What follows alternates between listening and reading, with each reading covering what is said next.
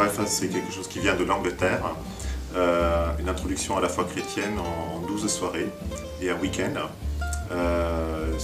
qui se veulent une expérience conviviale autour d'un repas avec des exposés et des groupes de parole ensuite. Et l'expérience qu'on a fait en communauté, c'était vraiment que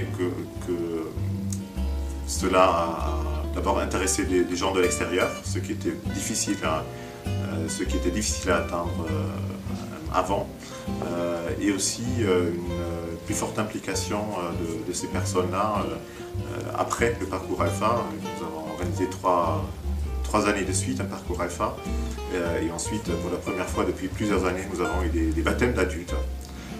Donc c'est quelque chose qui nous a beaucoup motivés de continuer cette démarche.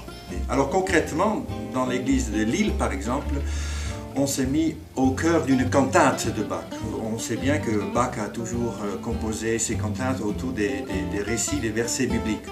Et donc on s'est dit, mais comment un compositeur, un musicien habitué au souffle, capable de produire de la musique, comment il a reçu le texte biblique et qu'est-ce qu'il a entendu lui et qu'est-ce qu'il a mis en musique par le souffle, par des chants, des chanteurs, des chorales, des choraux, des musiciens, etc.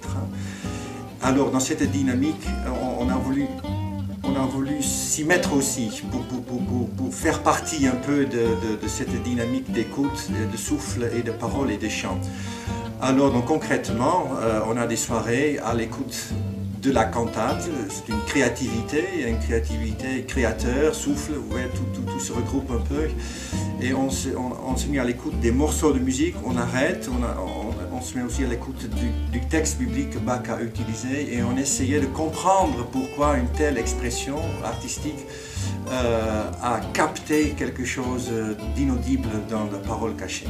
On a un très bon temps de partage avec le groupe œcuménique de Provins où on est vraiment à l'écoute des uns les uns des autres et où en fait je pense qu'on expérimente quelque chose de la dynamique de écoute Dieu nous parle sans connaître l'outil.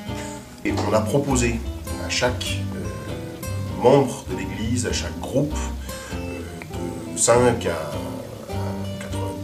90-95 ans, de prendre un texte biblique, de choisir un texte biblique, d'expliquer pourquoi il lui avait semblé, il avait entendu Dieu parler à travers ce texte biblique, de le mettre dans une forme qui était la même pour tout le monde.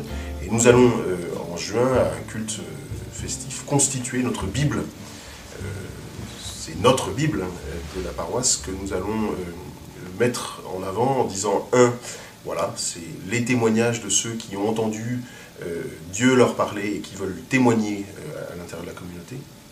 Et pour rappeler que c'est ce livre-là qui est quand même le centre de la constitution de l'Église et un outil qui sert à dire aux autres et avec les autres que Dieu nous parle.